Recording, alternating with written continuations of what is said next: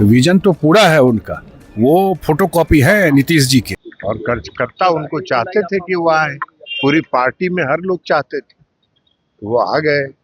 पाटलिपुत्र चाणक्य के प्रयोग की धरती रही है। आधुनिक राजनीति में तय होना है कि असली चाणक्य कौन है, गृह मंत्री अमित शाह, प्रधानमंत्री नरेंद्र मोदी या फिर पाटलिपुत्र की गद्दी पर बैठे हुए नीतीश कुमार। जी हाँ, मैं बात कर रहा हूं राज्यसभा का नामांकन दाखिल करने के बावजूद नीतीश कुमार ने यह तय कर लिया है कि अगले 10 अप्रैल तक वो बिहार के मुख्यमंत्री हैं।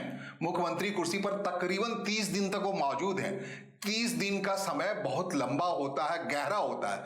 अगर कोई राजनीतिक प्रशासनिक ताकत से ये तय कर दे कि 30 दिन के अंदर वो क्या कर सकता है, तो बहुत कुछ कर सकता है। और कुछ नहीं कर सकता है तो कम से कम ये तो साबित कर ही सकता है कि वो राजनीति का असली चाणक्य है। उन्होंने साबित किया, नीतीश कुमार ऐसा नहीं है। बिहार में 15 साल के लालू प्रसाद यादव के शासन को खत्म किया और 20 साल तक, 21 साल तक बिहार की कुर्सी पर मौजूद है। यह चाणक्य का गुण ही है, जिसकी वजह से जब चाहते हैं, जहां चाहते हैं, जैसे चाहते हैं, वो अपने को कायम रखते हैं केंद्र में। और अब लगातार कोशिश के बावजूद, एक लंबी कोशिश के बाद, भारतीय जनता पार्टी ने उन्हें चाणक्य को, नीतीश कुमार जैसे चाणक्य को पाटलिपुत्र की गद्दी से हटाने का, बिहार की गद्दी से हटाने का एक योजना बनाई, हटाने की योजना बनाई। उस योजना के तहत आप देखेंगे जिस दिन से उन्होंने नामांकन दायर किया है उस दिन से क्या कुछ हुआ है बिहार की धरती पटना में।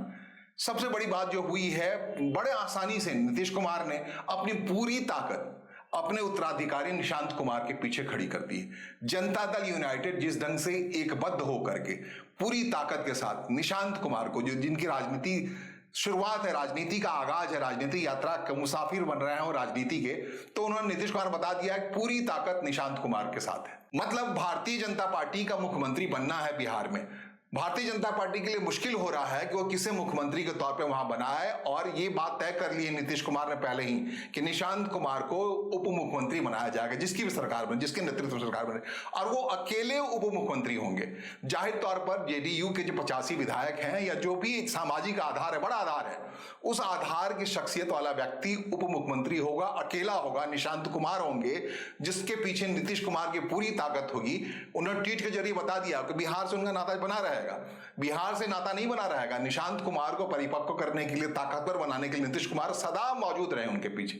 तो जाहिर तौर पर भारतीय जनता पार्टी का जो भी मुख्यमंत्री होगा उसके लिए कौन से मुश्किलात आने वाले हैं, क्योंकि पूरी ताकत निशांत कुमार उसके उप मुख्यमंत्री के पास होगी। जाहिर तौर पर जो मुख्यमंत्री होगा अपने से ज्यादा ताकतवर महसूस करेगा उप मुख्यमंत्री को, दूसरी पार्टी के हैं। और लगातार एक आरोप लग रहा है केंद्र पर, भारतीय जनता पार्टी पर, एक साजिश के तहत नीतीश कुमार को हटाया गया है मुख्यमंत्री कुर्सी से।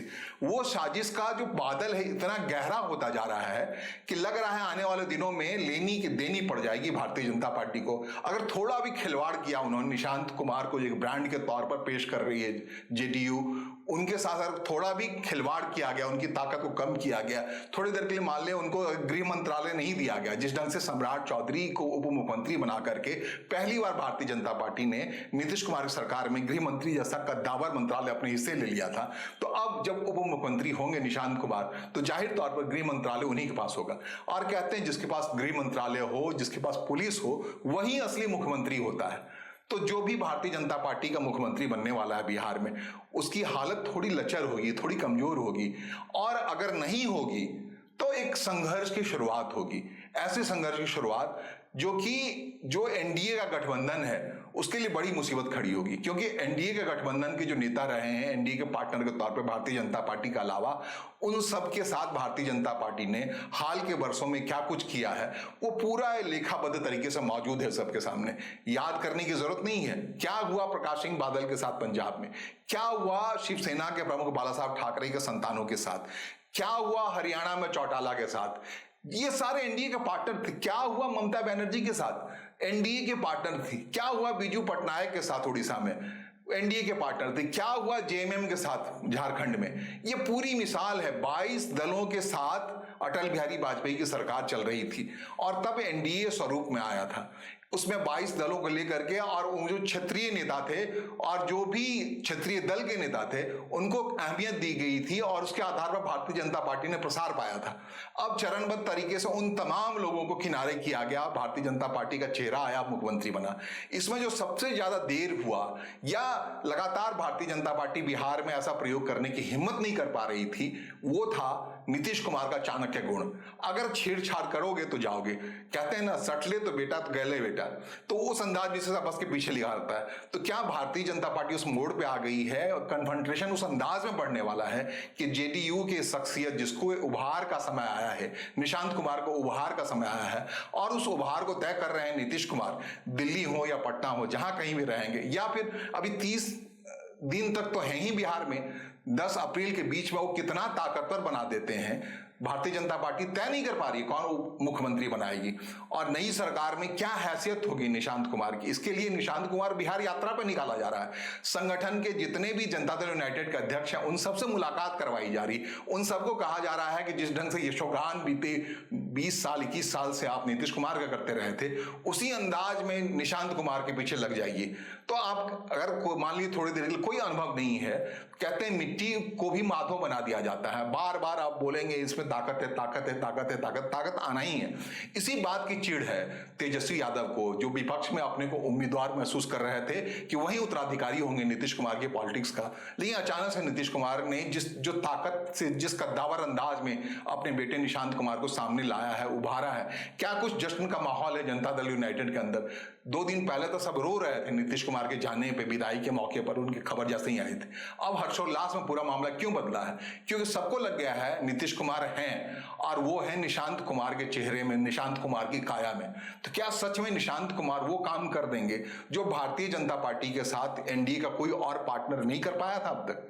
क्या जो मुश्किलात बार बार आता रहा था नीतीश कुमार को लेकर भारतीय जनता पार्टी के अंदर, वो मुश्किलात यथावत मौजूद रहेंगे? भारतीय जनता पार्टी का सपना था कि बिहार में वो अपनी सरकार बनाए अपने, लेकिन एक बड़े बोझ के तरीके से जनता दल यूनाइटेड उनके साथ मौजूद रहेगी।